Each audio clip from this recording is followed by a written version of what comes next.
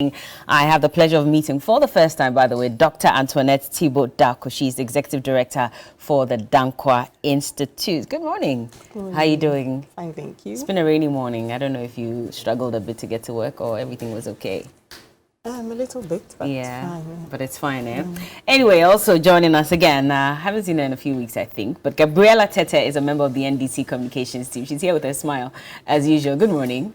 Good morning. How are you doing? I'm fine. How are you? I'm okay. Thank you very much. Any struggles getting to the studio? Thankfully, I got here before it started raining heavily. It was drizzling when I got to, I think, 37. Ah. So I managed to escape the larger part of it. But I keep an umbrella in my car just in case, because these days you can never tell. You can't, exactly. When it starts raining and then you are caught up in it. Yeah. Well, at least we spoke to Felicitia here, Hafianyo. She is a meteorologist, and she did indicate that, well, there will be some rains, but it won't be as heavy as what we experienced over the weekend. And so fingers crossed, we won't have homes flooding, we won't have our streets destroyed as well. But talking about the rains, yesterday the president spoke, and in speaking, he did mention and gave an order to the MMDCEs to pull down all structures on waterways as a means of addressing the flooding situation in the country. Let's take a look at that quickly. We'll come back and then start our conversation. Metropolitan, municipal and district chief assemblies have been charged to ensure the obstructions to the free flow of water, as well as developments along waterways, are removed immediately. MMDAs are also to ensure the strict adherence of developers to the planning laws of our country and sanction staff who have issued permits for structures to be built on waterways to serve as a deterrent to others who seek to engage in such acts. To ensure these directives are strictly complied with, I have established a monitoring unit at Jubilee House that will be reporting directly to me on the progress of the implementation of these measures. I'm thus putting all MMDCs on notice. You will be held accountable for any breaches that result in damage from flooding. As President of the Republic, I will not allow the selfish acts of a few to jeopardize the collective futures of the rest of us. And that was the president. He was speaking at the commissioning of some 2 IHC Beaver 50 dredges and marine equipment of Dredge Masters Limited, which is a subsidiary, by the way, of Jospon Group of companies in Accra, where he charged the MMDCs to immediately pull down all structures that are on waterways. Let me quickly take you, however, to the Local Governance Act, 2016 Act 936. When you go to section 90, it says, and I'll start from 91, permits to carry out physical development. So a person shall not carry out a physical development in a district except with a prior written approval in the form of a written permit issued by the District Planning Authority, of course, which is under the local government. And so I'll go on to section 94 now, which talks about what should be done to people who do not heed to this. So enforcement in respect to unauthorized development. It says that where a person or where physical development has been carried out without a permit or is being carried out without a permit, or B, conditions incorporated in a permit are not complied with, a district planning authority shall give written notice in the form that shall be prescribed by regulations to the owner of the land to require that that owner, on or before a date specified in the notice, show cause in writing addressed to the district planning authority why the unauthorized physical development should not be prohibited, altered, abated, recovered, or demolished. If this owner fails to do so, fails to give sufficient cause as to why they should not pull that down, the district planning authority may carry out the prohibition, abatement, alteration, removal, or demolition, and recover any expenses incurred from the owner of the land as if it were debt due to the district planning authority. So it is cut out in our law clearly what the functions of the MMDCEs are. Question is, why does the president have to again give another order to them that you have to pull down these structures when already their mandate has been clearly stated in the law? I'll start off with you, Doc. So, good morning, and good morning to all the cherished listeners. Indeed, it is a rainy and a wet morning. And just like every other patriotic concerned Ghanaian, I get very alarmed. There's water, by the way, if you can. And when I see it raining. And I really do support what the president has come out to say, because it seems that authorities that are charged with such responsibilities either turn a blind eye to what is happening, or inadvertently, they only go there at the point when the disaster has happened already, and then they try to correct it. I have experienced floods since I was growing up. I lived in Teshinungwa Estate. And even in the area where it's used to flood, I am amazed that there's more structures there than there was before. Meaning that the flood wouldn't get any better. Because obviously, waterways haven't been created for the water to go, but what was even left that could help a little bit has even got more construction. So yes, there's a local government law, but definitely there's a problem with the enforceability of the law. So for the president to come out and vocally say it, I think that reiterates his commitment to say that, okay, there's something that has to be done about it. What are you people doing about it? I am coming for you people. You need to sit up and ensure that the law that mandates you to put these structures down, go ahead and do it. You have my backing and my support. And I think that, in effect, is what he meant to carry out. But isn't that where the problem is? That people have been put in positions to ensure that this doesn't happen.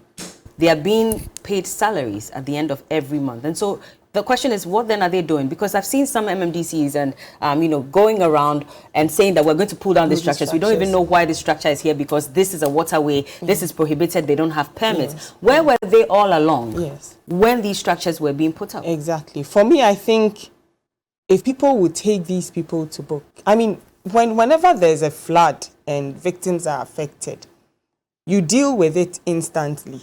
After 2-3 months, when the rains go away, you forget, and then the next rainy season, you are praying and hoping that it is not as bad as it was this season. But what if, especially if you are a tenant, then you even face a double jeopardy, because you don't know how to handle it. Is it that and most tenants do it, you move out of there into another area, and then you leave the problem for the next tenant to come and face. What about if you take your landlord to court about it? Was the landlord aware? If it wasn't the landlord, let an investigative process start. I think when the mandate that has been given to the local government is properly enforced, and I wouldn't say that local government authorities do not enforce it all the time. I have seen local government authorities go around breaking certain structures before. Just recently on the Labadi Road, I think it's called the Bush Road, I saw them break some structures up and etc. because I believe that those areas are for the floodplains for the Chado area, where the lagoon and etc. But I don't think that is the remedy at the end of the day. So if you break it, but you do not punish anybody who put structures there, it's not a deterrent. People will come back again. I noticed that they have now come to dump a lot of clay and silt and sand, and I thought, okay, so you are doing it to prevent people from coming there, but inadvertently you are also blocking the waterways, So I think the system that operates whereby there's a channel. If you're going to build a house, where do you seek building permits from? Where do you seek etc. All of that. If these systems or all these organizations and institutions are brought to book and are brought to pay and are faced, with the law for allowing a building to be sited there, you, the person who sited the building there, you are also faced with the law, and not just that your building is broken down and then you go away scot-free. No. At a certain point, people would listen and would make sure that they stop building. I may be able to take my landlord to court, but I cannot, also determine who becomes my DCE or my MCE, because they are appointed by the president. So at the end of the day, they only owe their allegiance to the president and not to the people necessarily. Owe their allegiance to the president, I don't When I say that, what I mean is it's the president that put them in power. Yeah. And so who is their first point of call if they have to report anything? It's the president. But if the people were voting for these MMDCs to come into office, then they would realize that if I do not also fulfill my mandate, I will be voted out. And so maybe I'll wake up and work. Should the president not crack the whip on these leaders as well, because he put them in place? I think his statement alone speaks to them as well. Is that enough? It is. There's a mandate, there's a law. It tells you what you should do. And you are not doing it. And this is happening. And at the end of the day, I don't think when the president appoints the MMDCs, he stops us as individual citizens from holding them accountable or from taking them to court or from going there. You see, and one thing too that we also realize is the MMDC, the chief executive is at the top. I always want to worry about all those who work in the assembly structure because obviously he's not the only person who is, you know, taking all the decisions. So yes, you would hold him responsible because yes, he's at the top. But I also worry about the different departments. Of course, if he's organizing and planning and ensuring that work in the department is going well, some of these situations can be well avoided. But I want us to also take a look then at the actual structure in our local assemblies and where the permit comes from. And the fact that there's a lot of information, and this has gone across various administrations, where there's a lot of assertions and allegations that it has come to a point where people put notices on buildings that they have even painted themselves. So it hasn't even come from the assembly. And there are people who are using this as a way of even extorting money from other people. And it still goes on and nobody stops it. So for me, I think the cleaning up of some of the departments in the assemblies will also speak to these issues better. Okay. Where do the permits come? Where are they issued from? And what are we doing to ensure that that structure that issues the permit is properly handled and they are held accountable when there's a situation within your jurisdiction that has caused people to lose their lives as property and the destruction of even state. Gabriela, where do you stand in all of this? Well, let me say a good one once again. This is my first time meeting her, so as I said earlier, that makes two of us then. Yeah. Yes. And welcome back from your London holiday. Oh, I've been back. The last time I was here, you were out of jurisdiction. I've been back for like a month. Thank you, by the way. I think the president made this call looking at the floods situation that occurred over the weekend. And there's always this knee-jerk reaction that we have to challenges, which fixes the problem in the short term. But we always come back again year on year end to have the same conversations. And it's as if we still repeat the same theories and nothing really changes. The issues with the flooding we have in Accra goes beyond just the geography of Accra. And it also goes beyond building in waterways. Water will always find its level. Whether there's obstacles in the waterway or there are no obstacles, it's still going to find its own way out into the ocean because that is how it's created from highlands to the sea. Question is, in this city of Accra, one, we are overly populated, and that's a fact. Two, the planning of the various districts within Greater Accra is also a bit problematic.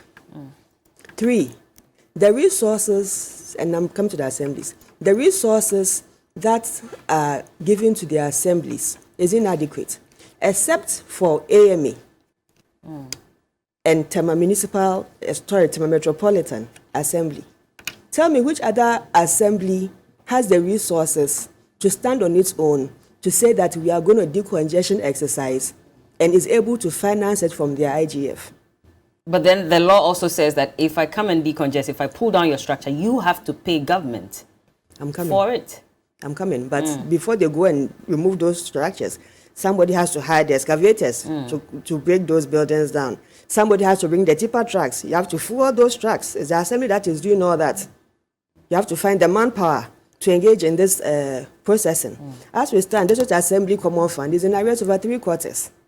What monies do you expect them to use to do this exercise? Currently, as we speak, per the 2022 budget, Ministry of Finance is saying that from this year onwards, middle of this year, all property taxes will no longer be collected by the assemblies, which was an IGF to the assemblies. It's now going to be collected centrally for some company the Ministry of Finance is contracting to do that project. He gave a reason. You see, you have to modernize the assemblies. Times have changed. If we want to, as we go into the issue of property taxes, times have changed. These days, you have handheld devices that you can go and then you meet a property owner and then they pay you there. Like how Zoomline comes to collect their rubbish fees. Now, even talking about the sanitation part, because I mentioned Zoomline. This is where really the crunch of the matter with our flooding situation really is. How we are handling the waste in the city. For the past 3 weeks, my rubbish has been sitting in front of my gate. The last time it was collected, I practically had to call my friend in, I'll mention it, in Zoom Lion, to complain that my rubbish has been sitting in front of my gate for over a month. Before they sent a truck, that one truck worked over 3 days in that weekend because the entire neighborhood was flooded with filth. We are paying sanitation tax. We are paying for our garbage to be collected. Plastic manufacturers, who you are always accusing of being the chief culprits in the garbage, are paying a polluter pay tax, which as of 2019 had accumulated 900 million cedis. We have 400 million from the sanitation tax. So, question is, what are we doing with the monies? Are we really addressing the problem of sanitation in the city? You have over 5 recycling companies in Greater Accra alone. So, and plastics is a chief resource to recycling. So why are the components not working? Going to break down people's structures, I'm very sorry to say, is only 10% of the solution to the problem. We know that currently, because of issues with climate change, global oceans are rising. That is why we have a big challenge with Keta and the coastal communities. Accra being the low-lying enclave that it is, rising sea level means that as the ocean rises, it's going to pool into Greater Accra. Now you have flood waters coming down from the mountains, which is meeting water from the oceans. In between this belt is waste. How do you expect the water to flow out? It is going to sit in Accra. Do you get the picture? Yeah. So until we deal holistically with the problems of sanitation, going to break down somebody's property, I'm sorry, it's the same thing we've been doing since I was in JSS Social Studies. And it's the same thing that you are still telling us we should go and do. It's high time that we change our modus operandi to really address the issues. Now, the other thing also is, in the construction of properties in Greater Accra, everybody has paved their compounds and tiled their compounds. From this stretch, Tetakwashi, in fact, from Ebri, all the way to the last junction that takes you to Kwame Nkrumah Mausoleum, everywhere is tarred and paved. You see 1 meter square for a plant or a tree every 10-20 meters. How do you expect runoff to go out into the soil, to be absorbed, and to cut out the velocity of that flow? It has no outlet. It is going to flow across and take all of us along into the sea. So there are deep issues that need to be addressed in solving this problem. And we have to change our building, the way we build in the city. How so? Everybody wants to pave, everybody wants to tile their place. When you come to my house, the only place that is paved is where the carport is. Everywhere else is plants and it's like a whole forest in itself. So whenever it rains, I never have these issues because the water absorbs the rain in no time. And I think that we should encourage this kind of living in our communities so that the rainwater can find its level back into the ground, into the water table, and serve us, than to run off straight into the sea, where it is choked. Take your cameras from Choco all the way to Nungwa. Today you can go and check it. And you see the plastics that is floating like, I don't know, it's like a science experiment where you are checking flotation. All they do is bounce on the water and it's just sitting there. But it's a huge resource. Is government not doing at least something to address this matter? We heard from the housing minister. But we've been talking, when Saturday this place got flooded, he did mention after touring some of those areas that we had spent about 450 million Ghana cedis according to the Auditor General, dredging. According to the auditors, the Auditor General's department, per their audit, government has only spent 115 million. Not 450 million. Out of the sample projects that they went to audit, they didn't take the whole, but did the sampling. Out of the sampling, if you take 25 projects, 20 of them were defective. If you take those projects, 15 of them were not properly constructed, well, that's why they are defective. Now, over 55% of these projects that they're supposed to have done were in themselves defective to solving the problem. If we don't build the drains and build big drains underground, because the way we have planned this city, it's difficult to put in big drains on the surface. You see what happened in Nima, where they have those big storm drains. When it rained, because they did not secure the sites, now the water moistened the soil, it now broke in, and you have people's properties now being sunk into the storm drains. Okay? So as I said, take a holistic view of the problem and solve the problem. Okay. Breaking down people's structures is 10%. Okay. Doc, what do you say? I mean, Ghanaians have been asking. The housing minister says we spent 450 million Ghana cedis on dredging our drains so that at least when it rains, we'll not experience the level of flooding that we experienced. But even after that, we saw what happened over the weekend. We've been told to expect more rains, maybe not as severe as what we may have experienced over the weekend. But Ghanaians are asking that if you spent this much, why are we still encountering these problems? So you can look at exactly what the significant investment by the government went into. The flood control program, which was more about the flood-prone areas such as the Odo drainage channel and etc. Channel deepening, concrete lining of the drains, the silting of the drains and etc. But I think that the holistic view is very, very right. Okay. And speaking about what has been spent, resourcing the assemblies to carry out their mandate, which I agree with my co-speaker here, it is so important. If you drain Odao and you create all of that, and Odao is still an open space. I mean, it's open, and we are not sensitizing people and stopping the dumping of rubbish in it. We'll go back again and spend the same amount of money to drain it again, and we'll keep doing it and repeating it. I worry a lot every time I drive across those areas and I see the amount of metal, you know, there's like those metal, the scrap metal and etc. For me, that is even worse than the rubber because it doesn't decompose. I mean, and they dump it in. You see, you know, bits and pieces of it and etc. I even ask myself, why are we even allowing scrap metal to be along there? And that then doesn't go to the Ministry of Works and Housing, goes to the local assemblies and asking, why are you allowing them to site such things so close to drainage? Okay.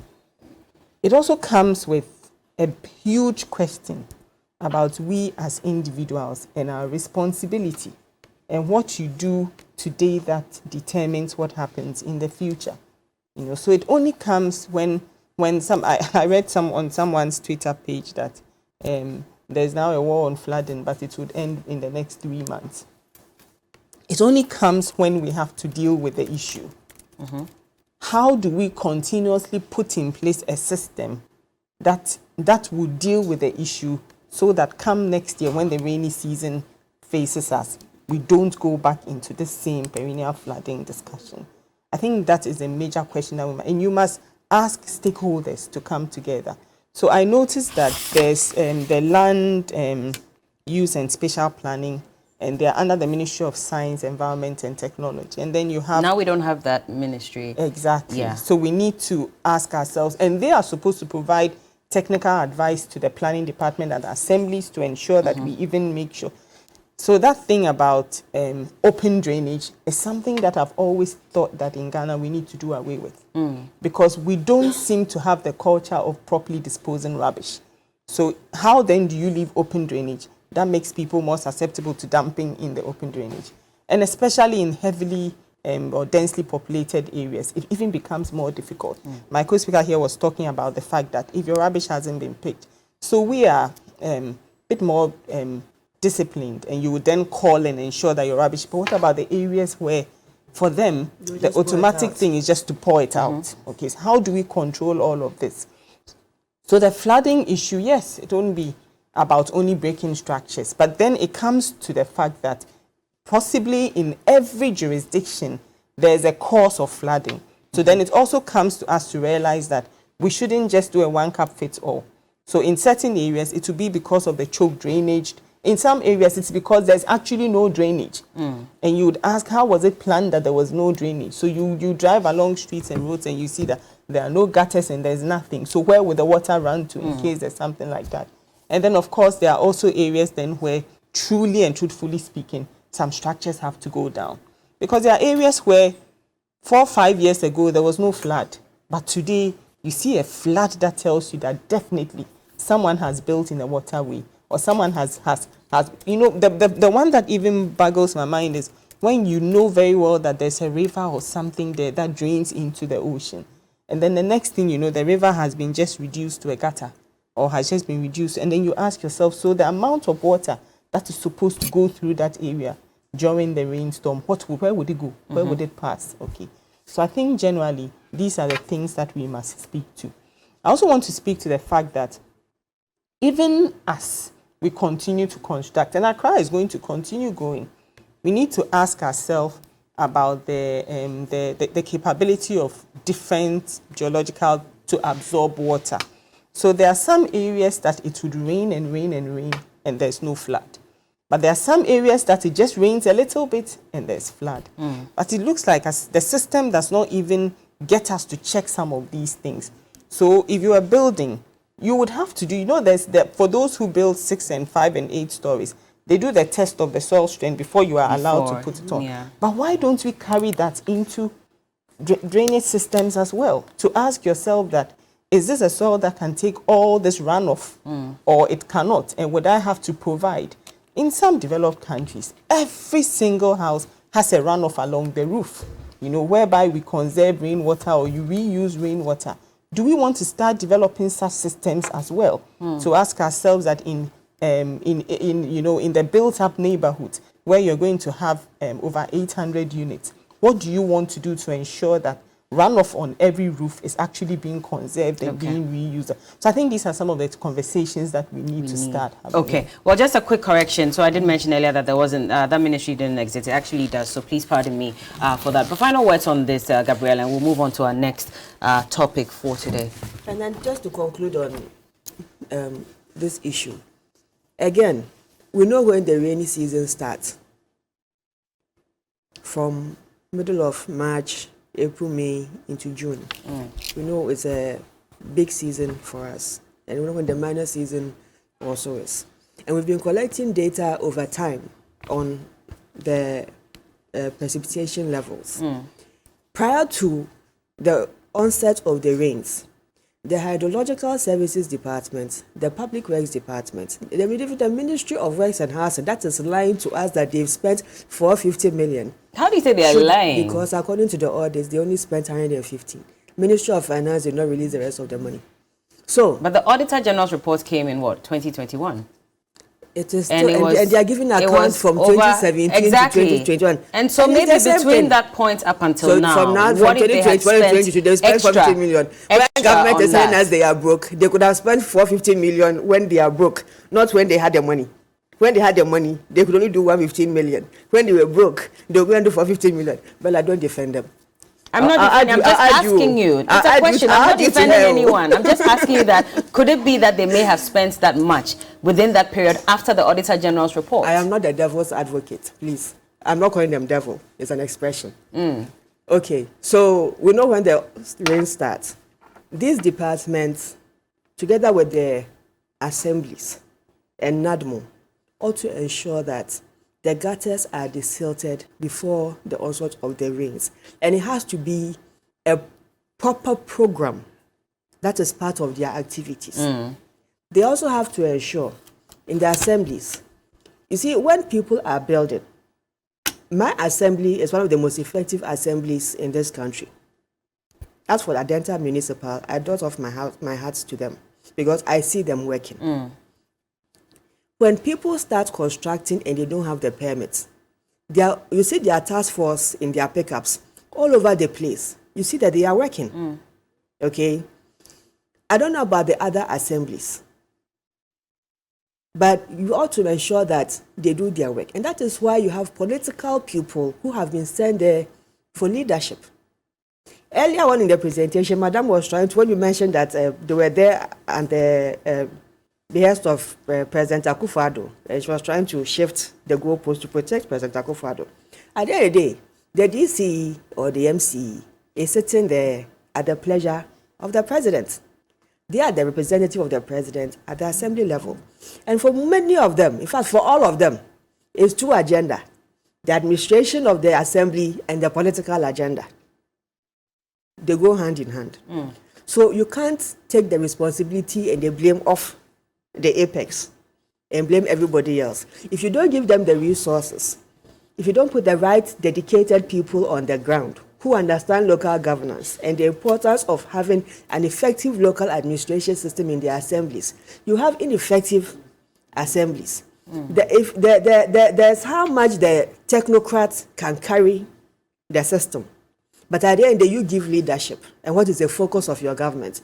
And if the focus of your government is to keep preaching to us that you have spent so much money, and you have done this, and you have done that, and at the end of the day, one rain comes, and we are found wanting, we start to question, what are you really telling us? Is that the truth, or that is not the truth? And that is where we find ourselves. That's where indeed we find ourselves. We do hope that eventually this problem will be resolved once and for all. We'll take a break. When we get back, we'll get into the conversation about Achimota Forest. We saw that statement detailing, the chronology of how the acreage changed from 90 acres to now 361.50. In fact, we spotted about 6 times when the acreage changed. How is it also that the late Sir John was able to get into office and stay in office without declaring his assets as mandated by law? We'll be back. Keep watching. This is The Big Issue on TV3 Newday.